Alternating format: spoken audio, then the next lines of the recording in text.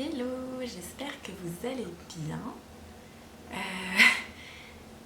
J'essaye de tourner un petit peu plus tôt que d'habitude. J'avais un petit créneau et du coup j'en profite. En plus il fait super beau, donc pour une fois la luminosité devrait pas être trop dégoûtante. On verra bien ce que ça donne. J'espère aussi que ça se verra pas trop, mais je suis un peu fatiguée en ce moment et du coup voilà, si jamais je cherche mes mots ou quoi, je suis désolée. C'est pas dramatique, hein. C'est juste un bon coup de fatigue en ce moment. J'ai pas mal de choses qui se passent et mon corps a un peu de mal à suivre, mais ça va être plutôt cool sur le long terme, donc c'est chouette. J'espère que vous ça va, que vous arrivez à profiter du beau temps si vous avez le beau temps aussi chez vous, que vous arrivez à passer entre les mailles du filet de trucs dont il ne faut pas parler, parce que j'ai l'impression que c'est vraiment le bazar en ce moment. Et puis voilà, que vous faites pour le mieux et que ça va pour vous. Je revenais vers vous aujourd'hui parce que j'ai pas mal avancé les tricots dont je vous avais parlé la dernière fois et je préfère vous faire une petite mise à jour maintenant avant de commencer des choses vraiment nouvelles, pour éviter d'avoir trop de projets à vous présenter en même temps, parce que j'ai pas envie de faire des vidéos beaucoup trop longues. Donc voilà. Du coup, j'ai pas mal avancé ce que j'avais en projet en cours et j'en ai terminé 2. Donc on va commencer par le plus petit. J'ai terminé le bonnet Velvet de Loli la Fée, dont je vous avais parlé la dernière fois. Bon, j'en étais quasiment à la couronne de diminution, que je trouve très jolie d'ailleurs. Je sais pas, ouais, je pense que vous la verrez bien. Je l'ai tricoté donc dans un mélange de 2 fils. Normalement c'est pas prévu comme ça, je crois que c'est prévu pour de la fingering, donc moi j'ai mis fingering et alpaga et donc ça fait un résultat un peu plus qui se tient un peu plus. J'en avais fait une première version de ce bonnet en fingering justement et je trouvais qu'il était un peu il se tenait pas très bien en fait, et donc cette version-ci se tient très bien. J'ai juste fait une version, j'ai pris une taille en dessous en fait, par rapport à ce que j'aurais dû prendre. Et franchement la taille est vraiment bien. J'ai pris donc un fil de chez La Pelote Vagabonde, un fingering classique. Le coloris c'était l'Aventure T'attend et c'était un vert de gris avec des nuances, enfin des speckles rouille, marron, vert, enfin voilà, très sympa.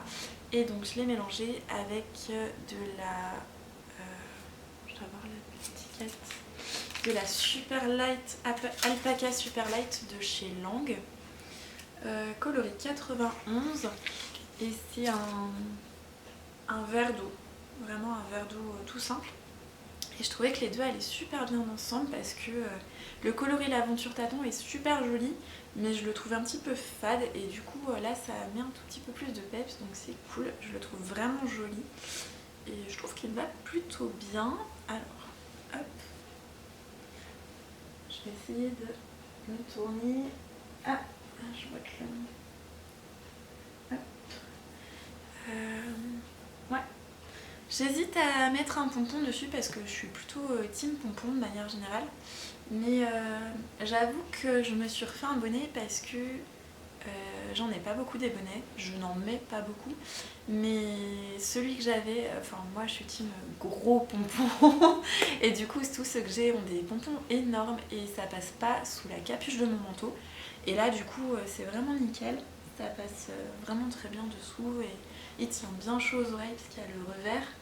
Et puis avec l'alpaga, enfin voilà. Non franchement il est super confortable, super doux et je le trouve vraiment joli. Le petit point cœur est vraiment sympa aussi. Hop, je vais essayer de vous faire un... Voilà. C'est vraiment sympa. En plus vous voyez les speckles du coup. Donc voilà, je le trouve vraiment sympa, je suis vraiment contente de l'avoir fait. Et j'ai rien de spécial à en dire. Je crois que j'ai fait, parce qu'en fait elle indique de faire un certain nombre de fois Le point, moi je crois que je l'ai fait 10 fois avant la couronne de diminution. Et parce que moi j'aime pas les bonnets trop qui prennent trop de place derrière, en fait j'aime bien que ça soit collé à ma tête. Donc tout ce qui est bonnet un peu slouchy et tout ça, c'est pas mon truc. Voilà, donc du coup j'en suis super contente. Ensuite, le deuxième projet que j'ai terminé, c'est un châle et c'est celui-ci. Ouais, la couleur est toujours beaucoup trop saturée. En fait, la teinte est bonne, mais c'est vraiment pas aussi saturé que ça. Là, ça fait vraiment flashy. Mais voilà. Alors, celui-ci, c'est le Bennett Sister Shawl de Lindsay Fowler. Et donc, je l'ai fait dans 3 laines, puisque c'est un châle en fait qui se tricote une partie avec un écheveau de fingering et la deuxième partie vous prenez un autre écheveau de fingering ou le même, enfin la même couleur, et vous le doublez avec du mohair. Donc du coup j'avais pris des couleurs de chez Felicity Punto que j'avais acheté à l'anniversaire de l'année il y a 2 ans je crois, que j'aimais beaucoup, qui sont vraiment très très beaux. Les nuances sont vraiment belles. Alors pareil, je vais essayer de vous faire un petit... Voilà, je trouve que les nuances sont vraiment super belles. Et avec, alors, ces 2 couleurs différentes. Donc ça, c'est le coloris. Alors en fait, il est un peu... du coup, il est mélangé avec le mohair, donc il a un petit peu changé. Il est plus clair que ça, normalement, un peu plus jaune. C'est le coloris Liquid Gold. Et ça, c'est le coloris Dark Amber.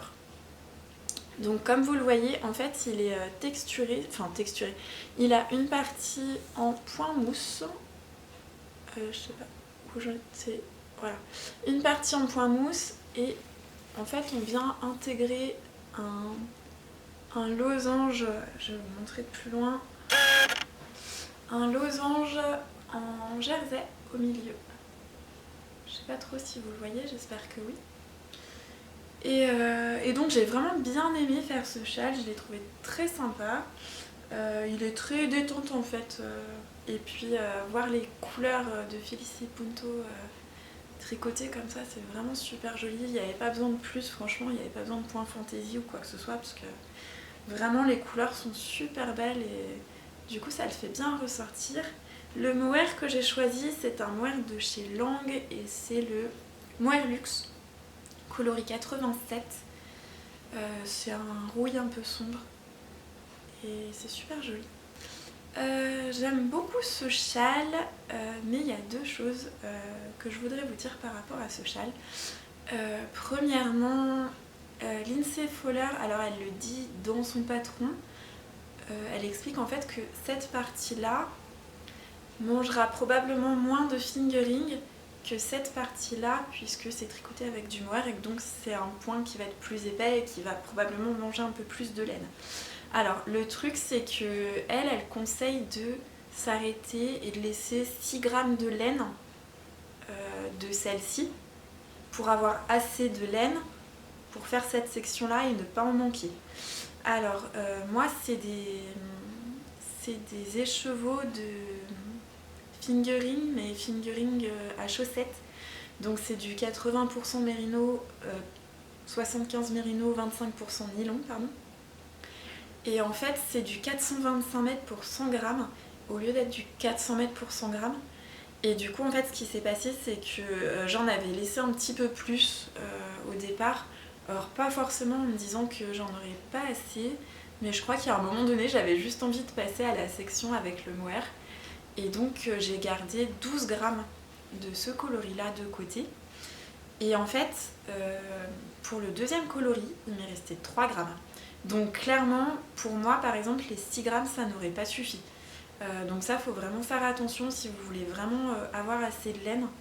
Moi j'ai vraiment cru que j'allais pas le terminer.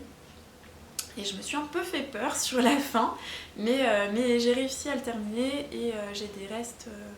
Du coup il me reste 12 grammes de celui-ci et 3 grammes de celui-là. Du coup elle prévoit des pompons pour aller dessus, donc des pompons à chaque extrémité et puis un pompon en bas.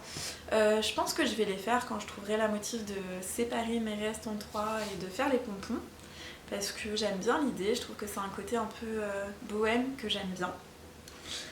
La deuxième chose qui me chagrine un tout petit peu, mais c'est pas non plus dramatique, c'est qu'en fait, alors je pense que ça se voit en fait, ouais, ça se voit. C'est-à-dire que vu qu'il y a du mohair d'un côté et pas de l'autre, eh bien il a pas la même tenue d'un côté et de l'autre, et du coup, en fait, il se tient pas de la même façon d'un côté et de l'autre. Donc du coup, ce côté-là est moins lourd. Donc il a tendance à plus tomber de ce côté-là quand je le porte. En fait, il glisse un petit peu d'un côté. Alors c'est pas dramatique en soi, hein, mais c'est à savoir. Moi, au début, je trouvais ça un peu gênant, et puis finalement, bon, je m'y suis faite. Mais voilà. Du coup, j'aime bien. C'est vraiment hyper confortable, très douillet. Alors moi, mes châles, je m'embête pas trop, je les porte comme ça. Je trouve ça assez sympa du coup d'avoir les couleurs inversées de ce côté-là, et enfin entre la pointe et les pointes là. Je trouve ça assez rigolo, mais je pense que ça sera vraiment plus joli avec les pompons. Moi, le côté un peu il y a des gens qui trouvent que ça fait bavoir. Moi, ça me gêne pas, je trouve que ça fait plutôt un peu cow-boy. Du coup, j'aime bien. Je trouve ça assez sympa, et voilà. Du coup, j'aime beaucoup ce châle et je suis trop bien dedans, et je suis très contente de pouvoir le mettre parce que là, il fait super beau, mais il fait aussi assez froid. Donc j'en suis plutôt très contente, j'ai beaucoup aimé le tricoter et je songe même à m'en refaire un dans des couleurs différentes. Vous voyez, je le porte pas du tout de la même façon d'un côté que de l'autre parce que pas le même poids en fait. Mais c'est un peu curieux comme idée. Je me dis peut-être que ça vaudrait le coup de mettre du mohair des deux côtés et de faire deux couleurs différentes, ça pourrait être sympa aussi. Et ça équilibrerait peut-être le poids, enfin c'est même sûr, ça équilibrerait le poids des deux côtés. Voilà, mais vraiment je le trouve très sympa. Ce châle, il est très facile à faire, très bien expliqué. Il est en français et en anglais. Moi je l'ai tricoté en français et tout s'est très bien passé, rien à dire, je l'aime beaucoup.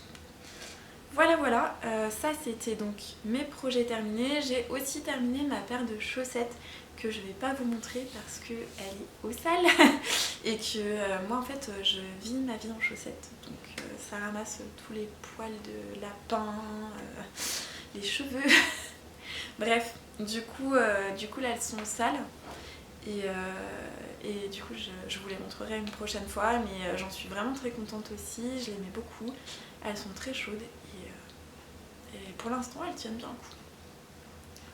Dans les projets en cours, voilà, celui que je vous avais montré la dernière fois, c'est ça.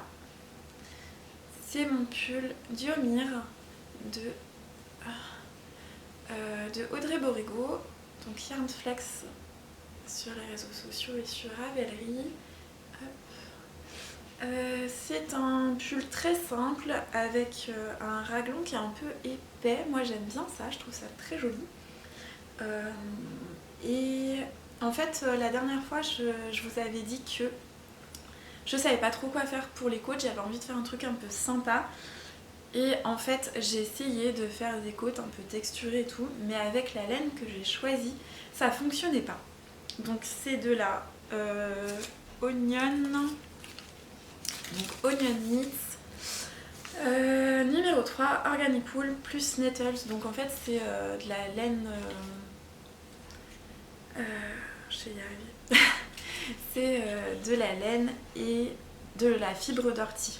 Donc c'est un peu comme... ça marche comme pour les laines à chaussettes, donc avec du nylon. Sauf que là c'est une alternative, j'allais dire plus écologique, je sais pas trop, mais plus naturelle en tout cas. Et du coup je trouvais ça assez sympa. Je me suis déjà tricoté une paire de chaussettes avec elle était vraiment très bien, j'en étais très contente jusqu'à ce que mon ex les fasse feutrer. Mais du coup j'avais très envie d'essayer de faire un pull avec ça parce que je trouve que c'est une fibre qui a un beau drapé en fait. Je sais pas si vous le voyez, mais c'est assez fluide et c'est comme la soie, c'est un petit peu brillant. Donc je trouve ça plutôt sympa. Le coloris, c'est le coloris 1119. Et je l'aime beaucoup aussi. Je les ai, donc ces pelotes, je les ai achetées chez Lily comme tout. Il y a plein de coloris très sympas. Et du coup voilà, donc c'est un pull très simple avec une encolure pas dégagée, pas serrée non plus. Enfin moi je l'aime vraiment bien, c'est le deuxième pull Diomir que je fais. Et j'aime vraiment la coupe en fait, je trouve qu'elle me va vraiment bien. Donc je disais pour les côtes, du coup je n'ai pas fait de côtes texturées parce que je trouvais que ça ne rendait pas bien.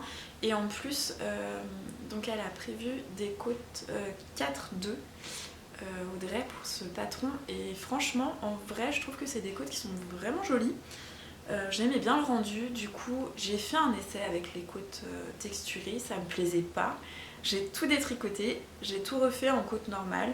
Et puis finalement ça se passe bien. Et donc la modification que j'ai faite, vous le voyez, j'ai fait une manche. Et en fait normalement à cet endroit là, donc à cet endroit là et en bas du corps aussi, on a du jacquard. Donc là j'ai décidé de ne pas faire le jacquard, j'avais envie de quelque chose d'un peu basique. Mais du coup normalement à la fin on réduit pas plus que ça je crois. Et là donc j'ai décidé de faire des grosses diminutions. Et ben, j'ai diminué de moitié en fait. À la base mes manches elles font 72 mailles et donc à chaque fois en fait j'ai fait une diminution, donc je me suis retrouvée à 36 mailles pour le poignet. Alors ça a l'air très très resserré comme ça, mais en fait je vais vous passer juste la manche vite fait. En fait moi j'ai pas des gros poignets et j'ai pas des grosses mains non plus et du coup ça se passe très bien.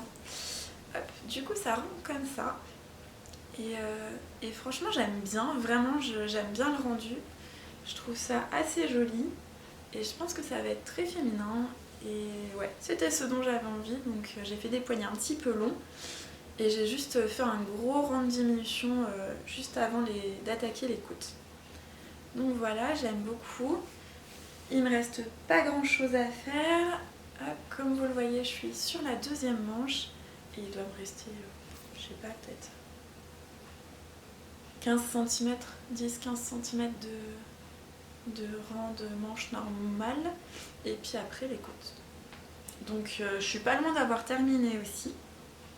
J'espère juste que, parce qu'en fait là je suis hop, sur le dos et sur le dos les côtes elles rebiquent. Alors il faudra que je fasse attention quand je le bloque à bien les garder à plat. Bon je pense qu'il va s'étirer un petit peu hein, de toute façon le blocage, mais voilà. Du coup j'ai hâte de le porter, je pense qu'il m'ira bien et je le trouve vraiment très joli. Il fait très féminin en fait, j'aime bien. Voilà. Donc ça j'en suis très contente et j'ai vraiment hâte de le terminer pour pouvoir le porter. Hop. Après ça j'ai entamé ça. J'ai pas résisté. La dernière fois je vous l'avais montré, j'avais acheté de la Jawol de chez Lang. Donc c'est pareil, une laine à chaussettes 75% laine vierge et 25% nylon. C'est du 2 cm pour 100 g et le coloris c'est 385. Donc c'est un rose fluo, vraiment, vraiment fluo, hein. Là il n'y a pas photo. Et j'aime bien en fait cette laine. Alors j'avais essayé moi par exemple la mince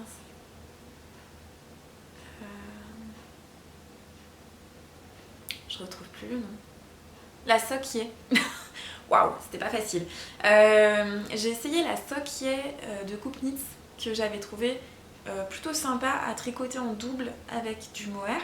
Par contre, j'ai commencé à me tricoter une paire de chaussettes avec et je trouve que le fil est trop fin et il remplit pas assez l'espace en fait. Et du coup, je pense que je vais les détricoter parce que finalement, j'aime pas trop. Donc je pense que je ferai autre chose avec, mais celle-ci, elle est vraiment moins fine que ça. Enfin, elle est vraiment fluo. Elle est moins fine que ça et puis elle est un petit peu poilue. Du coup, moi j'aime vraiment bien le rendu. Elle fait plus vraie laine en fait. L'autre, elle faisait vraiment laine traitée. Donc ça, j'aime mieux. Et donc j'ai commencé à me tricoter les Poet Socks. Oh, ça va être très fluo. Les Poet Socks de Sari Nordlund.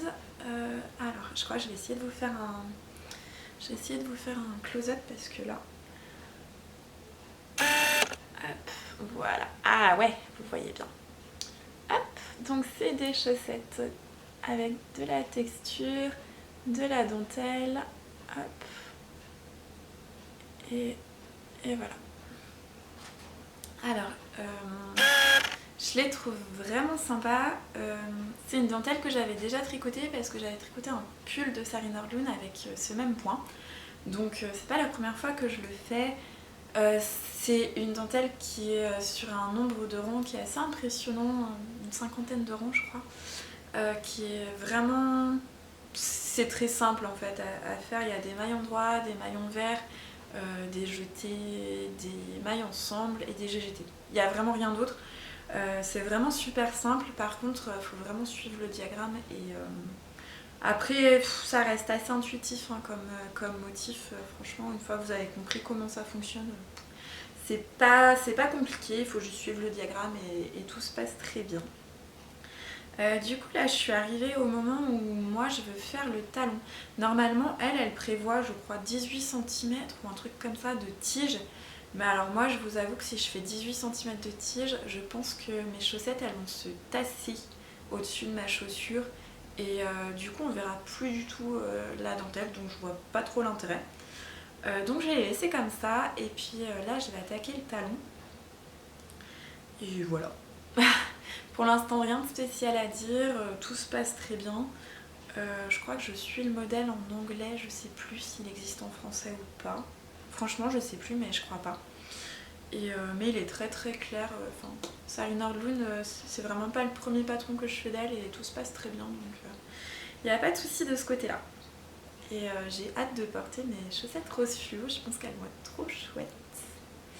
Voilà voilà.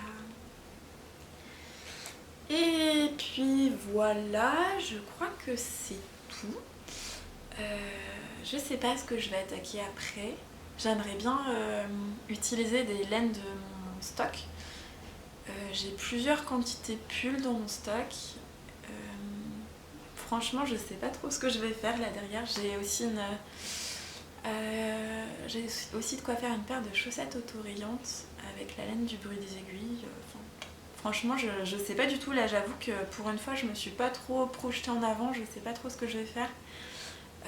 Y a plusieurs modèles qui me font envie. Et puis, il y a des choses aussi où j'ai acheté des laines plutôt rustiques dans des... Je sais pas si vous voyez ce que c'est, Ardelaine. C'est en Ardèche et c'est un collectif de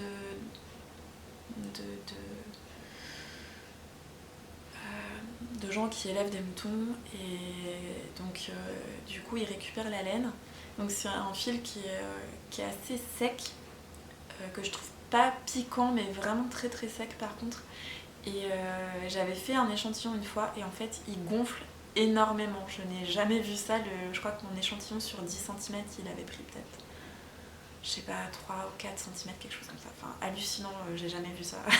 Donc je vais refaire un échantillon parce que là ça me paraît quand même beaucoup. Et je vais voir ce que je peux faire avec ça. Voilà. Qu'est-ce que je voulais vous dire? Oui, je devrais normalement refaire une vidéo dans pas très longtemps. J'ai craqué sur internet pour un truc qui n'a rien à voir avec le tricot. J'ai craqué sur une box de plantes. C'est pas la première fois que je commande une box de plantes, mais là je me suis dit que ça pourrait être sympa de l'ouvrir avec vous. Je dois la recevoir jeudi, donc du coup je pense que je vais filmer l'ouverture et poster ça. Si ça vous intéresse, n'hésitez pas à me le dire. Et puis voilà, du coup a priori je reviendrai assez vite. Je vais quand même vous montrer mon dernier achat de plantes. Je peux. J'en suis trop contente, je la trouve magnifique. Je vais essayer de pas abîmer. Waouh. Alors c'est cette beauté, je la trouve incroyable. C'est une Maranta Karchovana. Je vous l'écrirai exactement. C'est un nom un peu compliqué, mais je la trouve trop belle. Ça, c'est la dernière feuille qui est sortie. Je la trouve trop belle. En fait, je sais pas si vous voyez, mais l'intérieur, là, les motifs, ils sont presque rouges. C'est trop joli. J'aime beaucoup trop cette plante. Il faudrait vraiment que je vous fasse un plan de tour à l'occasion. Si ça vous tente. J'en ai pas non plus énormément. Je dois en avoir une quarantaine, je crois.